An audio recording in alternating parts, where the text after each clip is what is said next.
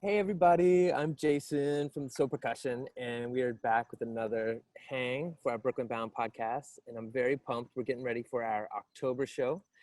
And one of the 3 or 4 sets on the night will be a new friend, Nina Dante. And we're very pumped to talk to her today. Hey, Nina. Hello, thanks for having me. Absolutely. It felt good to say new friend. We were talking last time we hung on Zoom. It was like, wow, you're actually somebody that we're starting our relationship on Zoom, and it feels okay. It's weird Yes, to say. yeah. Every new relationship that I've made in the past 6 months has been with a plant, fungus, or animal. So it's very nice to make a new human friend. Yeah, that's good. And I love the plant and fungus being separate. That was Oh, really yeah. Oh, yeah. Those babies have their own kingdom. so good. So you are near Mount Hood in Oregon right now, Yes, yes. It's such a beautiful place. And but we not. actually, yeah, Well, you're not always in Mount. If in our normal lives, pre-COVID lives, we could have met in New York. exactly. But you've been Yeah. chilling in Oregon. Yeah, my family lives here in the Salmon Huckleberry Wilderness near Mount Hood, about 20-minute drive or so from the last place you can start climbing up Mount Hood and park your car and stuff. Wow. And it's been a very interesting 2 weeks actually, because I'm sure you've been following the news and you've been seeing that there have been a lot of really heinous wildfires out here. Of course. And we have one of our own very, very close called the Riverside Fire. And we were really lucky, and it did not reach our Salmon Huckleberry Wilderness, but it did reach the wilderness area right below us. And we had to evacuate. And it's been very strange to be so directly and personally touched by climate change, especially after, my family's been here for about a year. And in that time, this area has just come to mean everything to us. It's so beautiful. It's so rich. It gives so much, and it offers so many opportunities to give back. So it's been a very devastating couple of weeks, and Man, galvanizing as well. I'm totally embarrassed when we picked up the Zoom call. I didn't ask, and then when you said you've been following the news, I go, did you Yeah. like, are we talking Ruth Bader Ginsburg? Are we talking about Yeah. What Breonna myriad Taylor? of, Are we talking about COVID? Are we talking beep, beep, beep, and yeah. it's so insane. Yeah. I grew up in California. I think I mentioned Yes. maybe last time when we were hanging, and my sister is in the Bay Area and is Oh definitely no. sending the pictures of the orange windows and can't go outside. Yes. And they have a terrible, kind of sad bit of irony where their street block is really wonderful. They all kind of pool together, where one house takes all the water bottles that they would need in case of Oh. emergency. Another takes but so one house had all the N95 masks, which of course 6 months ago they donated all the N95 masks to the local hospitals. And so now they were in this messed up position where they're like, we can't go outside. They actually had a drill in the neighborhood that they wanted to do, an evacuation drill that they canceled because of air quality. And it's just these, Oh my God. terrible. I grew up in Southern California, which had a lot of fires, but I never evacuated. And my parents evacuated 2 years ago for the first time. It's Seems just like a such an lot of intense. So people are it got evacuating for close the enough. first time. Yeah, it got Yeah. quite So close you're to us. back. I can see with your picture, you're back. But Yes. Thank God. yeah. And I don't know if you can hear on the microphone, but it's raining. And we had a really, really unusually dry summer, and like really just one day of rain in the whole summer. And this is the Pacific Northwest. It's dry in the summer, but usually it's raining to some degree. So that just really exacerbated things. But a week ago, last Thursday, actually, it's marked in my calendar forever as rain day. It rained, which really helped with the fires. It didn't put it out, but it really, really helped. And it's been raining now steadily also for the past 2 days. So we're in a state of elation and giddiness, and the forest is looking like itself a bit more again. So yeah. Well, I know when we get to talking about what you're doing on Brooklyn Bound, I feel like we're going to get to talk a little bit more about where you are and your connection to where you are. But we're gonna start at the beginning. Great. You know, the first question is the broadest. You know, help us learn about how you got from, you know, little Nina getting excited about music to the Nina vocalist, singer, composer, collaborator you are today. What a lovely question. Okay, let me see if I can sum up. Well, I've had the impulse to sing since I was really very, very small.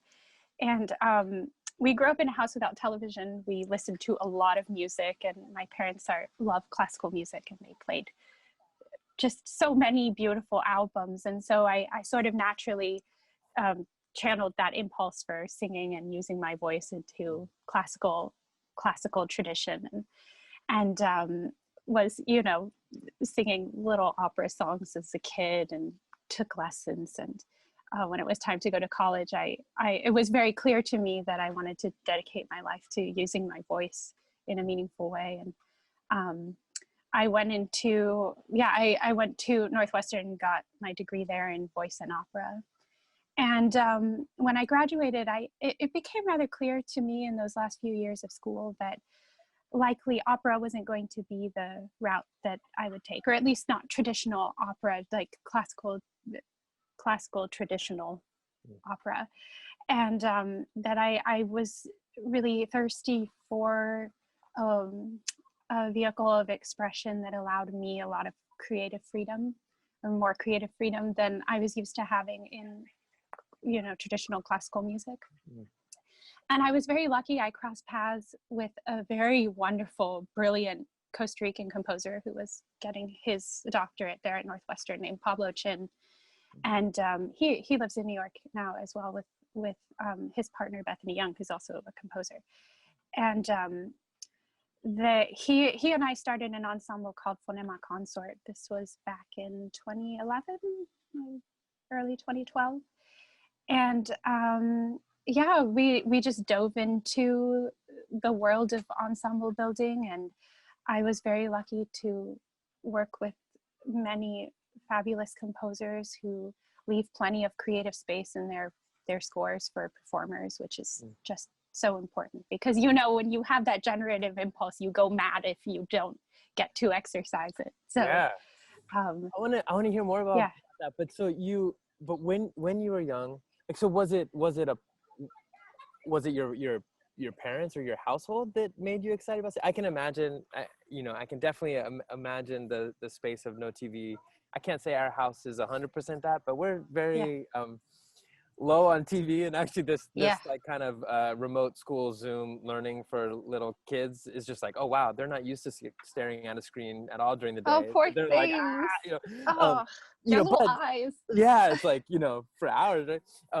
But there's definitely videos around, but we there's definitely music to be played in our house. So were you, I can imagine what that is, but so you were singing songs that you were hearing on the record player, or is that how you got into classical music? Was that? Yeah, exactly. Yeah, there was especially one album that was the glorious Kathleen Battle, and Itzhak Perlman, the great violinist, playing together Bach works from some of his cantatas, the pieces that involved violin obbligato.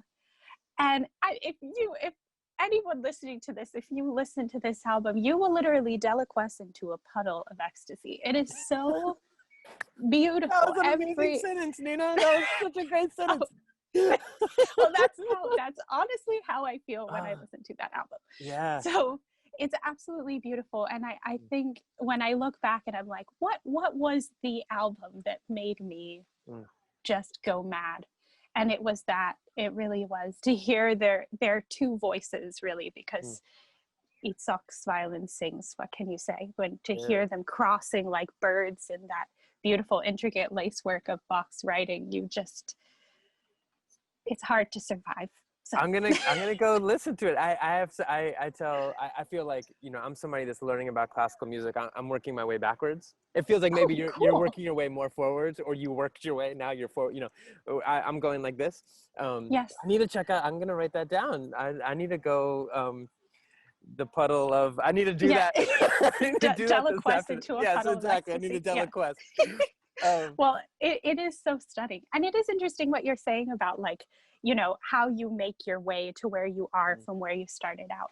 And right now, I mean, this is probably getting ahead of things, but I will say right now, I feel that more than anything, I'm in the process of digging down into more the earthiness of my practice and my interests. But yeah, that's interesting that you came more from the like experimental kind Yeah, of world. you know, drum set playing, you know, Yeah. rock and pop music that then, you know, kind of overlaps into some more experimental things in that way. But I love the way you did this, and then now you're going down. I love that. I want to get to that. And so, but then, so in college, the moment of like digging into opera and classical music, there was a passion there, but then it was like, let me look for a music that has more space for Yeah. Yeah.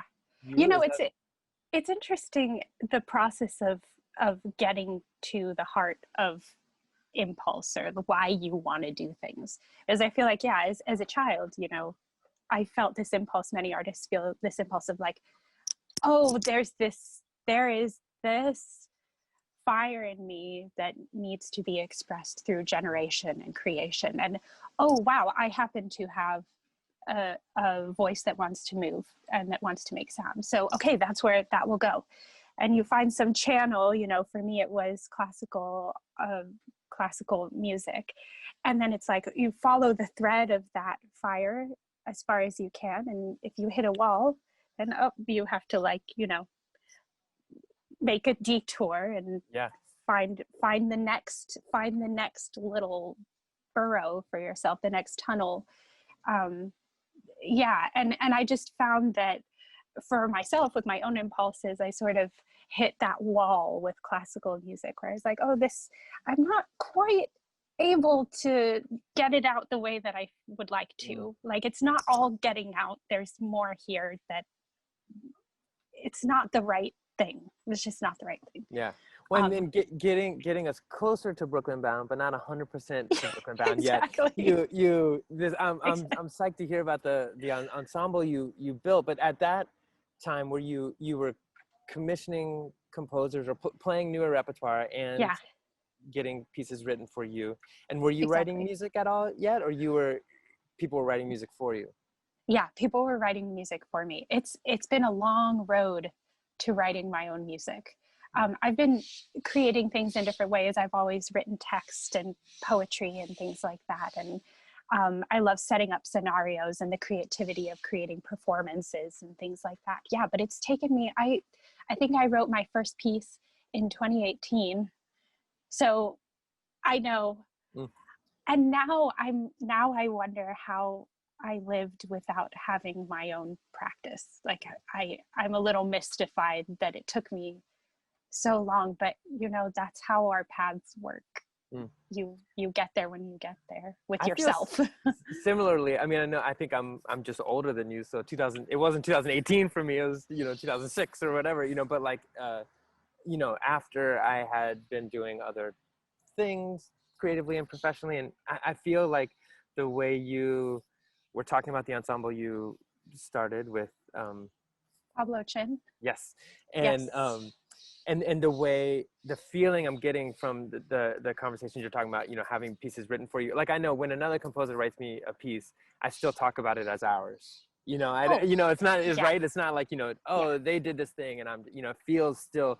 So, you know, maybe this like kind of creativity and the generativeness that you're speaking of was kind of there already in the commissioning, and then the composing is just another step of that or a different version of that or something.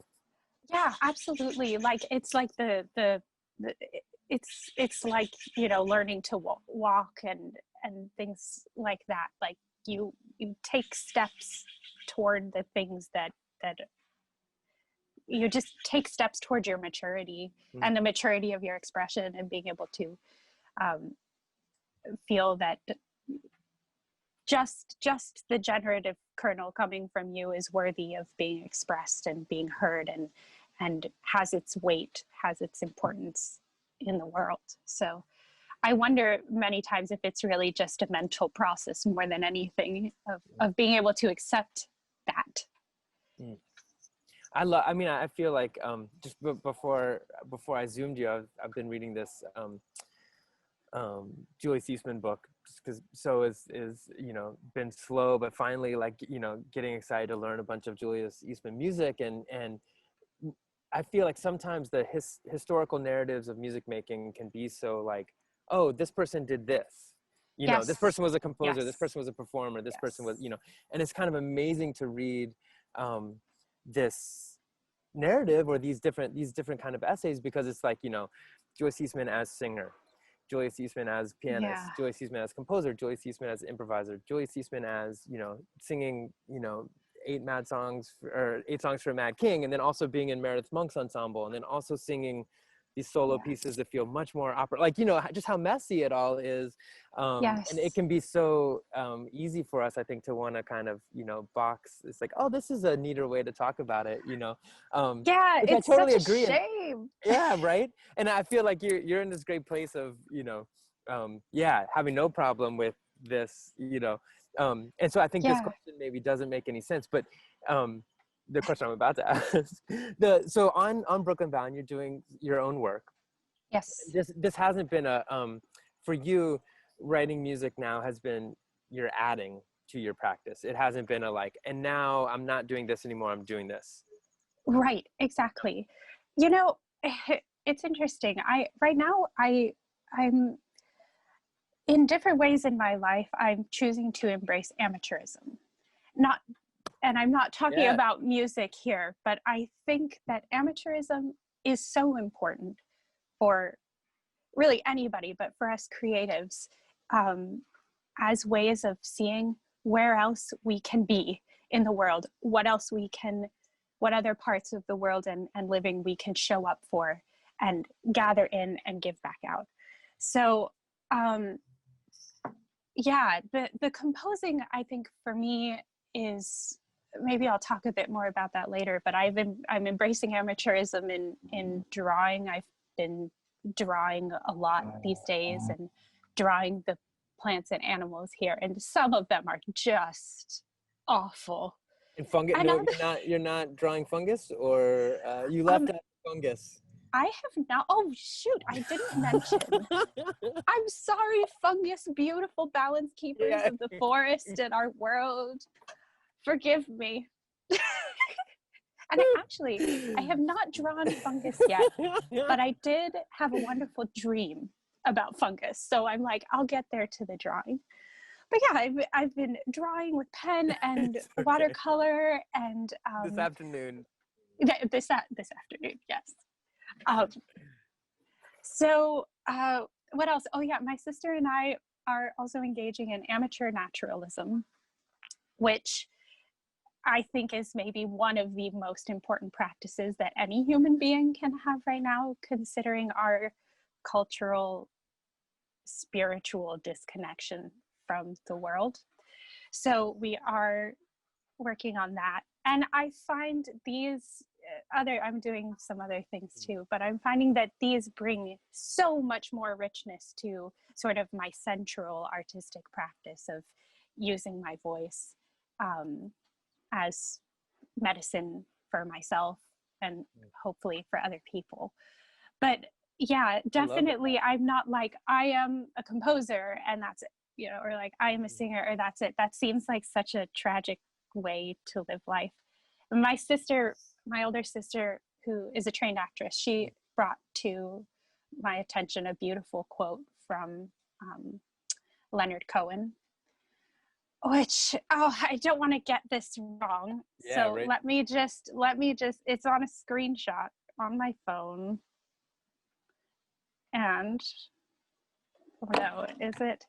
Well, he basically, I'll paraphrase, Nice. it can hold up. Fair. So he was saying that poetry, he's talking about poetry is essentially what's sort of like what's given off in the wake of life. He's saying it's the ash of life, and that that your life is burning well when there's plenty of ash, when the work is coming to you and things like that. And I really do feel that more and more with creation Love it. right now. It's like you can't you can't ask yourself to create it. It's something that happens to you as a process of living, and it's like it's the byproduct of a juicy life, of a life of inquiry and fascination and emotion and connection with many things I in think the that's so world. cool. I feel, you know, I see both of my kids making their way in through their own passions and different artistic outlets. And so early, it's kind of like the world is teaching them. I can hear one of my daughters say like, oh, I'm not the artist, I'm a musician, because her sister draws better than her or whatever. And it's like, Oh no. no. It's like, and, you know, like you're this and Yes. this and this and Yes. this. And I think we're always too young to be like, to close the door, you know, like, Yes. and the Yeah. idea that at like 7 and 9, you know, at 9 years old, you know, somebody would say, or my daughter would say like, oh no, I'm not the artist in the family, I'm this, you know. It's like, it's so sad. And, you know, and I feel like,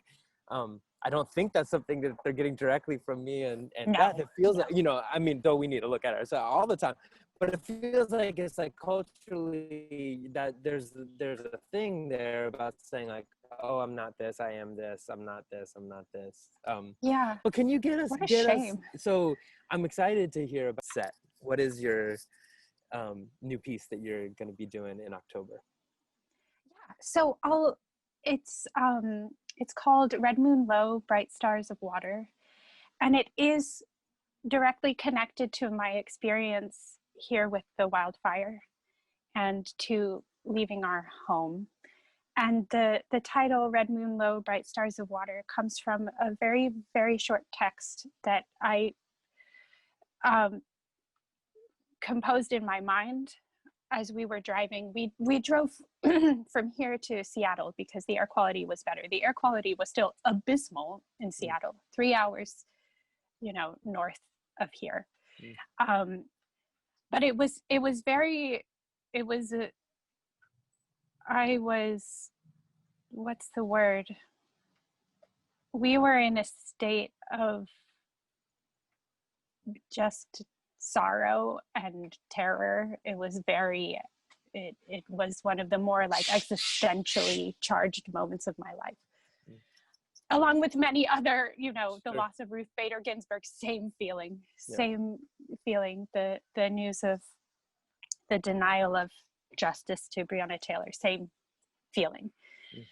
But yeah, this was very palpable, and it had to do with, you know, home and home wilderness and, you know, larger feelings of fear about the planet and its health.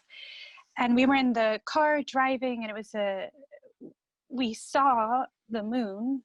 I don't know how through all that smoke, but it was rising, and it was very, very low, and it was a last quarter moon, and it was bright red. It could have been the sun at night. I've never seen anything like that in my life. And it both was a wound and a gift to see it up there in the sky. And it just brought some words to me. So the piece it begins with that text, which also the text uses the image of a wonderful snake that is endemic to our region. It's a subspecies of the garter snake. It's called the red-spotted garter snake, Thaumnopus cirtalis conocimus. And it has a beautiful flaming red-orange head, very similar to the color of that moon. And it has gorgeous like paint stripes of that red-orange all down its sides. And its sides are this gorgeous shining black, and it has this lovely pale yellow stripe down its back. It's a beautiful snake. So that local snake who lives here in the kind of Willamette Valley area is also a part of this piece. I've always sort of associated snakes with water. I've had a few dreams of snakes in water, like dreams that have been really important to me and that have stayed with me over many years. So yeah, for some reason, my mind does make that association and with snakes. And the red-spotted garter snake does love the water. When I first saw it, it was slithering down a bank over tree roots and over rocks down to the water and swam away in the water. So, but yeah, so the piece is directly linked to my experience with the fires and just to some of the more it's one way in which I'm spiritually processing what's happening here, because of course the fire still isn't out. You know how that works, being a West Coaster. They burn for a long time. The fire stays in deep under the top layer of soil in the pine needles and dry materials down there, and it burns in stumps and logs and snags for a long time. So yeah, it's interesting. It's an ongoing situation, so I find myself needing to continue to process this, and also as a way of thinking sort of more directly confronting what's happening with the planet. I want to make sure that I don't pass over this moment as a moment to deepen my understanding and deepen my connection with place, and resolve to try to be more of a steward than a destroyer. Well, we've wonderfully wandered through, and it usually happens because I get to talk to interesting people. One kind of wandered through our first three questions, but you've kind of led us just so naturally to the fourth question I usually ask. So it feels, I mean, it's awesome to hear, awesome, impressive, or something to hear you talk about your reaction to the natural destruction happening right now around you, talking about it in the same way as I hear a lot of my friends and loved ones talking about, wanting to use this moment of the Black Lives Matter movement, or wanting to use this moment of just what does quarantine, like dealing with COVID and those, as moments of learning. Usually I ask people about, artists, about what it means for themselves to be making music during this time of COVID, and now this time coming out of Black Lives Matter and anti-racist kind of ideas. And for you, it feels like, you've so wonderfully brought in this other third huge mind-boggling event that has made you think in larger ways. Like what does being an artist for you mean right now in the craziest of crazy moments? Oh my God, that's such a wonderful question. I've been talking about that a lot here, and thinking about it a lot, just because, I'm feeling that right now, for those of us who love the earth, for those of us who love each other, and who believe in creating a just society in which people are free to not be killed, in which we are practicing true equality, for people of color, for Black people, for women, for immigrants. This is a time in which we are going to have to become, I think, masters of holding just terror and horror and sadness in one hand, and holding our joy and inspiration and wonder in the other hand. And I realize that in many ways, it's much easier for me, a white woman who has a support system, to say something like that. But my thought process right now is just, we're simply going to have to become masters. When I heard of the death of Ruth Bader Ginsburg, which actually, it's the same, it was the same day as Rain Day that I was talking about, that I marked down on my calendar, the day that the rains came here.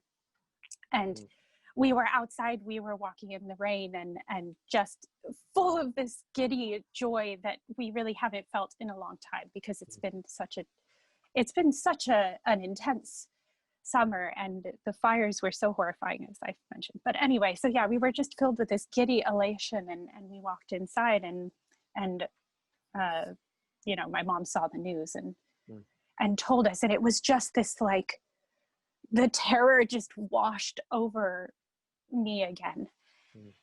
And in that moment, and a similar thing, also hearing this hideous news about the lack of justice for Breonna Taylor yesterday, again, like, you just feel that veil of terror and sadness come over you. Yeah, and so I've just been thinking, you know, right now we're going to have to, if we want to stay alive spiritually, we're just going to have to become very good at holding these two things. There's a very beautiful quote that's been giving me a lot of solace over the past 2 weeks from the incredible bryologist Robin Wall Kimmerer. She is a she studies mosses. She is indigenous. Her family has roots here for all the way back. And she has a beautiful quote. Let me see if I sum it up. She says, it is not enough to mourn our lost landscapes. We have to put our hands in the earth and become whole. And I thought that was so beautiful, you know, that they're at this, she's acknowledging you have to be mourning what is being lost, what we do not have, like the loss of our landscape, the loss of vision for our country, potentially the loss of our democracy. Like we're facing all of those things. We're feeling the mourning and the sorrow and the pain. But she's saying it's not enough. We have to be whole. We have to put our hands in the dirt. She's a very wise woman, and I trust those words. They are guiding me right now. And I believe that our creation, our work, our art is part of that process. It is, for me, you know, right now, my work is basically entirely at this point about my connection to the earth. I think it's just the most desperately important and the most generous relationship to be in relationship with the world. And so right now, for me, I'm almost seeing music and creation as a way of just interacting a little deeper with my environment, you know. So I see my beautiful red-spotted garter snake, and it means everything to me. It's from here. This is a snake that orients me in the world, you know, like it tells me where I am. And so when I write a little piece for the red-spotted garter snake, it feels like a way of just interacting with this creature a little more and getting to know it a little better in the process, and maybe just extending a hand and trying to communicate with this creature in some way. I mean, we really don't have that many opportunities to communicate with the world. Like, you know, you garden, you told me, like you have your hands in the ground. That's so beautiful. It's a language. It's a way of communicating with this earth that gives everything, you know. So I really do think that right now, creation, making music is such an important part of my, you know, quotidian existence, my everyday life. It's another way of deepening relationship and hopefully offering something out. I know I'm getting so much from where I am. It's such a generous place, and yeah. Well, I think I'm, and this is maybe not the right thing to do, but maybe it's a natural instinct. Like, I think I'm yearning for, like, what's the positive that I'm going to take out of this moment that feels just like such a low, and I think some kind of reprogramming of, you know, I think in our scene, and I don't know you well enough to assume that you've experienced this at all, because it seems to me you could definitely be somebody who's floated above this. But for me, you know, it's easy to feel like you're in this rat race, right? Of, like, you know, right? Yeah. Like, you know, you want to get this next thing, or get this thing, or get this show, or get this call, or whatever. And to kind of when concerts aren't happening, to feel like actually the importance is so much more basic and doesn't have to do with numbers, you know, but it has to do with, like, you know, something more genuine and fundamental. I love, you know, trying to use this moment as a reframe for that. And I mean, I can't wait to hear your piece about the red spotted snake, but the idea that that it's a wonderful act on multiple levels. And if nobody ever heard that piece, it's still a wonderful act, you know, like you know, I don't know, I'm starting to get there, you know, in small steps, in terms of just reframing the importance of our creative lives, you know. Yeah. But I could listen to you talk about it for so long, Nina. I think you are steps ahead of me, I'll say, in terms of you know, the the the relationship and the framing that you've been doing. I usually end these podcasts, and I'm actually excited about this question for you, just thinking in this moment where, you know, we haven't played music in a room with people for a long time, and I'm very excited. You know, these Brooklyn bound concerts have been just a time to all get together and experience something together, which is very meaningful to me. And I imagine, you know, you'll be watching in your way, you know, in the chat for anybody who wants to, you know, interact with you while the Oh, concert's happening. absolutely. That's been kind of one of the nice things. But what's a memory that you have of, you know, I think when So is toured around, I often say, you know, part of our bonding in a van together as we drive, you know, from Portland to Seattle, you know, is talking about the concert experiences and the funny things that happen on stage, or the wonderful things that happened, or the terrible things that happen, or the malfunctions, or whatever, you know, and sharing those stories. Yeah. You know, what's a memory that comes to mind for you that's either, you know, either a transcendent wonderful memory, or just a little funny thing that happened, you know, but a concert memory that keeps you, you know, I don't know, that is a nice Yeah. memory for you. You know, the first thing that came to mind, so I think I'll just say it, is Yeah. actually it was a show back in November that my ensemble Funema Consort and I did at a very, very beautiful place in Washington, D.C., the Mexican Cultural Institute, which is an extension of their embassy there in D.C. Mm. And we were working with a composer who we've worked with for many, many years, almost for as long as Funema's been in existence. And he's a wonderful Mexican composer named Julio Estrada. Mm. And he wrote an opera called Murmullos de Paramo, so Whispers of Paramo, which is based on the novel Pedro Paramo of Juan Rulfo, which, you know, if you've read, you know the emotional weight and intensity and beauty of that book. Um, and it is a very dark book. It's about death and the disenfranchisement of you know, the vulnerable in society and things like that. And he has a beautiful excerpt from that opera called Mictlan, which is for vocalist, double bass, and percussion. But he calls the percussion noisemaker because they're using many wonderful things: corn stalks, palm leaves, beautiful things. And we just had such a transcendent experience playing that piece. It's long and slow, and it's difficult, and you know, when since I've been here and have been sort of reorienting my mind about the music that means something to me, that I haven't written, music written by other people that means a lot to me. You know, the work of Julio Estrada comes to mind. I think it's so deep. I think it's about humanity, and I think it's about the dirt.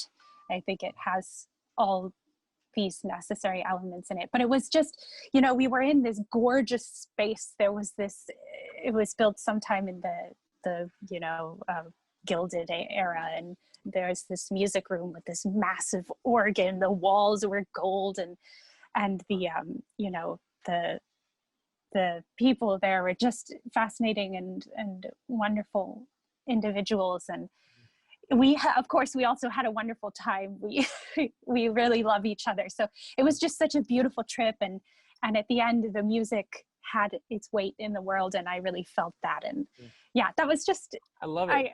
I wish it were a funnier story, but No, I think I learned a lot about myself asking that question, because I kind of wish my first answer was always like, you know, something really beautiful, you know, and usually it's something really, you know, like, remember that time where we broke this, you know, flower pot on stage, or when this, you know, terrible, but I so love with what you just said, and it speaks to the moment to me in such a big way, that you said, you described the music as long, slow, and difficult. Yeah. But you preceded it with like how magical and amazing the music is. Those were descriptors of amazingness.